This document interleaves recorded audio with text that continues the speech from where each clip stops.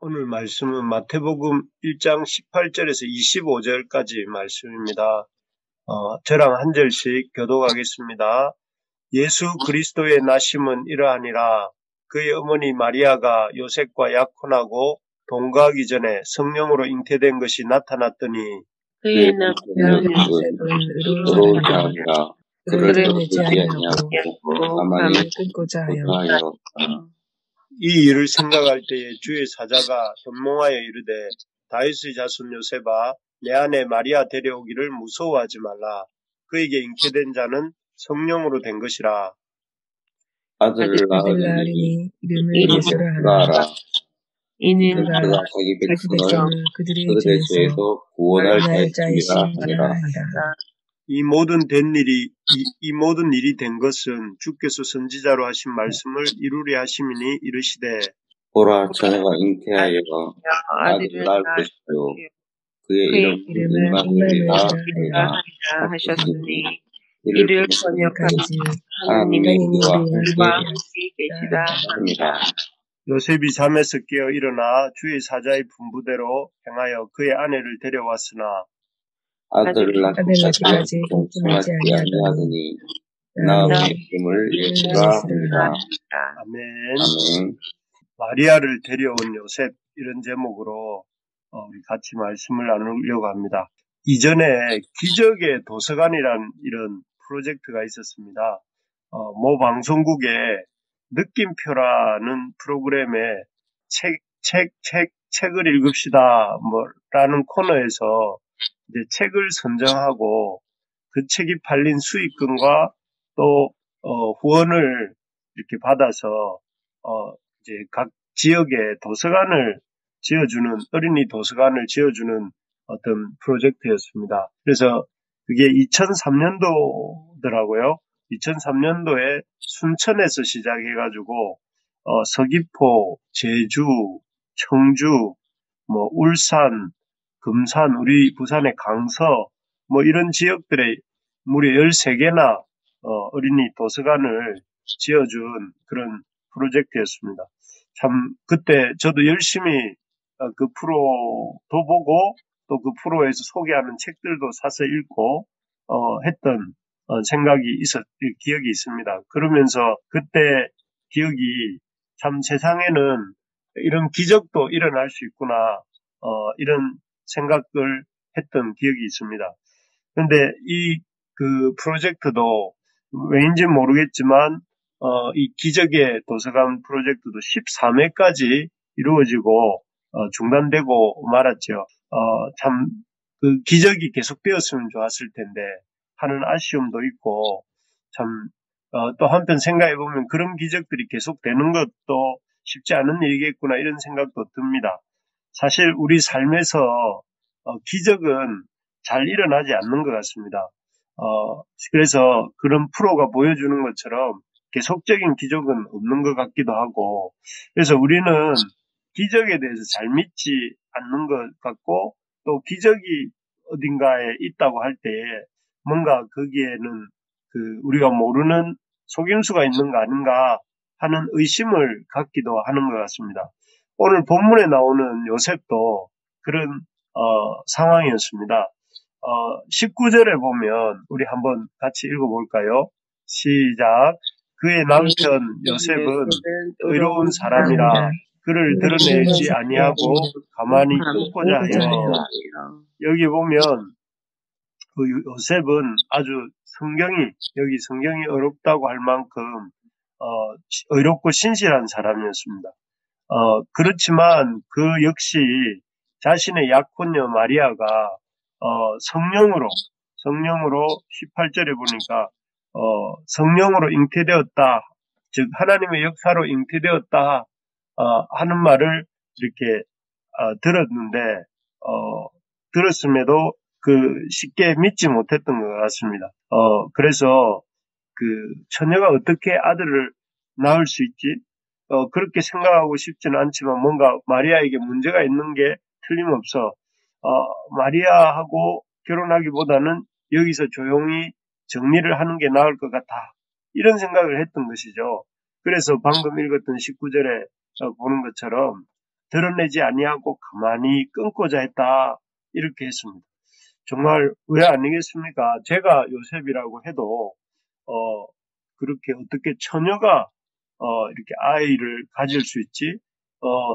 나는 마리아를 믿지만 그래도 뭔가 모르지만 마리아에게는 문제가 있는 것 같아 라는 생각을 할 수 있을 것 같아요.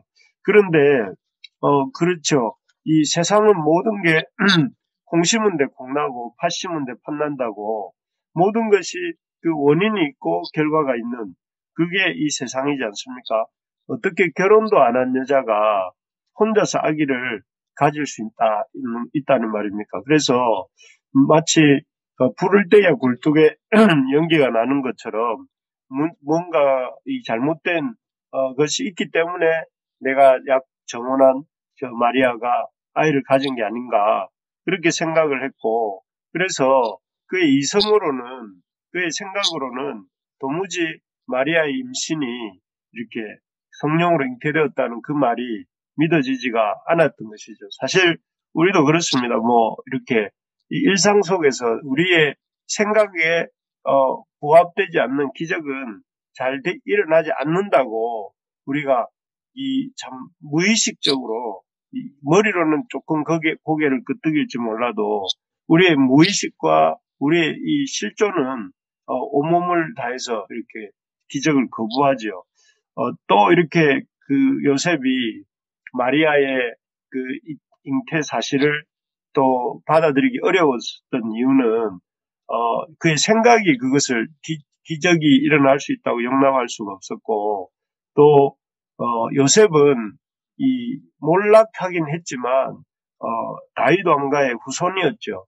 왜냐하면 이 말은 왕의 그 어떤 후손으로서 그는 아주 이렇게 비록 몰락하긴 했지만 자존심이 있는 그런 사람이었습니다. 그러니까 그 가문으로 볼 때 혼전 임신을 한 여인을 그 아내로 데리고 오는 것은 그의 가문에 참 부끄러운 일이고 또 자존심에 먹칠을 하는 그런 일이었을 것입니다. 때문에 이 머리로도 용납이 안 되고 그다음에 또 이렇게 자존심도 상하고 자기 가문에 또 부끄러운 어떤 일을 하는 것도 되고 했기 때문에 사실 어쨌든 요셉이 생각할 때는 여기서 관계를 정리하는 게 좋겠다 이런 생각을 했던 것 같습니다.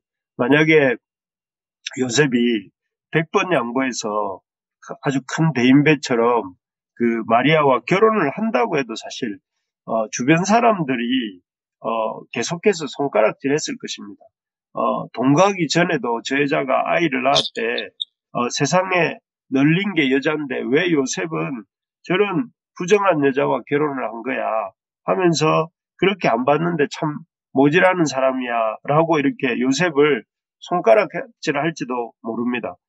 왜 아니겠습니까? 당시 요셉이 살던 시대는 속은 어떨지라도 겉으로는 다른 사람에게 엄격하게 율법의 잣대를 들이대고 또 자신도 겉속은 어떨지라도 율법만 지키면 아주 이렇게 신실한 사람처럼 생각하는 그런 형식, 눈으로 보이는 형식을 중요한 게 여기는 사회였기 때문에 그 혼전 임신을 한 마리아를 요셉이 데리고 간다 하면 그런 사람들의 손가락질은 예정된 것이나 다를 바 없었습니다. 그래서 이 지금 말씀드린 몇 가지 이유들 때문에 요셉의 이 처녀 잉태한 마리아를 데리고 오는 것은 또 결혼을 하는 것은 너무나 어려운 또 힘든 일이었습니다. 그래서 참 이 요셉이 가만히 드러내지 않고 끊고자 한 거죠. 그런데 결론적으로 얘기하면 오늘 25절에 보면 24절에 보면 우리 한번 읽어볼까요? 시작. 요셉이 잠에서 깨어 일어나 주의 사자의 분부대로 행하여 그의 아내를 데려왔으나 요셉은 결론적으로는 이 모든 어려움에도 불구하고 아내를 데려왔다고 되어 있고 그 이어지는 25절에 보면 아들을 낳기까지 동침하지 아니하고 낳음에 예수라 했다 이렇게 나와요. 요셉은 자기의 정혼녀 마리아를 데리고 왔고 또 마리아를 통해서 마리아가 혼전에 임신한 그 아이를 낳았고 그 이름을 천사가 전하여 준 대로 예수라 했다 이런 내용이죠. 그래서 어떻게 요셉이 그렇게 데려오기 어려울 것 같았던 그 마리아를 데리고 와서 이렇게 결혼을 하고 또 이 예수님을 낳도록 도왔을까 생각해 볼 때 첫째는 천사가 전하여 준 하나님의 말씀을 요셉이 믿었기 때문입니다. 20절, 21절을 보면 20절을 우리 한번 읽어봅시다. 20절 시작. 이 일을 생각할 때에 주의 사자가 현몽하여 이르되 다윗의 자손 요셉아 내 아내 마리아 데려오기를 무서워하지 말라. 그에게 잉태된 자는 성령으로 된 것이라. 이 말은 하나님이 천사를 통해 전해주신 말씀입니다. 사실 요셉 시대의 사두개인들 여러분 들어보셨겠지만 요즘 우리 한태일 집사님이 올해 목표가 사독하는 거라고 했는데 이 사독이 원래 이 사두개인들의 조상입니다. 그 솔로몬 때의 제사장이죠. 이 사독의 후예들인 사두개인들 제사장들은 이 하나님의 그 천사나 또 이렇게 부활이나 내세를 믿지 않았다고 해요. 그러니 종교 지도자들이 그 정도였으니 일반 백성들은 말할 것도 없겠죠. 일반 백성들은 어쩌면 종교 지도자들보다 영적으로 더 좀 덜 민감한 사람들인데 그들 역시 부활이나 내세나 또 천사의 존재도 믿지 않았던 것 같습니다. 사실 뭐 요즘 많은 성도들이라고 하는 많은 믿는 사람들도 제가 보기에는 부활도 내세도 이렇게 잘 안 믿는 거 아닌가 싶을 정도로 이 땅의 삶에 집착하고 하나님 나라를 이렇게 별로 믿지 못하는 모습이 있는데 그와 비슷하게 그 당시도 요셉이 살던 시대도 종교 지도자들을 포함해서 많은 백성들이 하나님의 어떤 말씀하신 천사나 부활이나 내세도 이렇게 믿지 않는 경향이 있었습니다. 이렇게 참 이런 시대적 분위기를 놓고 볼 때 요셉도 꿈자리가 왜 이리 사나워 하면서 그 꿈 중에 나타난 천사의 말을 이렇게 받아들이지 않고 믿지 않을 수도 있었습니다. 하지만 요셉은 이 말을 천사가 전하여준 하나님의 말씀을 이렇게 받아들이고 믿었던 것이죠. 그래서 그가 하나님의 어떤 성령으로 잉태된 것이 맞구나 하는 것을 그 천사를 통해 주신 하나님의 말씀을 믿음으로 받아들인 것입니다. 사실 과학 시대를 사는 우리도 우리의 생각에 우리의 이성의 틀에 갇혀서 이성으로만 이렇게 모든 것을 판단하려고 하는 경향이 있습니다. 그래서 내 생각에 받아들여지면 받아들이고 그렇지 않으면 다 부정해버리려고 합니다. 하지만 하나님께서는 우리의 이성을 넘어서서 계시는 분이시고 그리고 때로는 우리의 이성을 넘어서서 역사하실 수 있는 분이신 줄 믿으시기 바랍니다. 그래서 하나님은 얼마든지 이렇게 우리가 생각할 때 일어날 수 없다고 하는 일들, 처녀가 아이를 갖는 일이 이 요셉에게는 그런 일이었겠죠. 그런 것들을 능히 이렇게 하실 수 있는 분이다 하는 것을 우리가 그런 열린 생각과 자세로 이렇게 하나님을 제한하지 말아야겠습니다.